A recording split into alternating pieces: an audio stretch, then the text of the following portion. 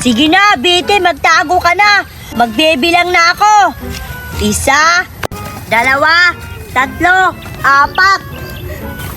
6, Ay, doon ka pala natatago, ha? Ay, alam ko na. Siguradong hindi ako makikita dito ni Cardo. Nandito ako nagtatago.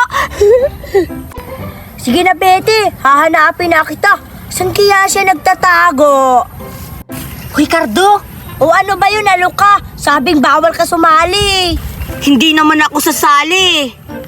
Alam ko kung saan nagtatago si Betty. Ha? Talaga? Saan? Wait lang, pasilihin mo ko.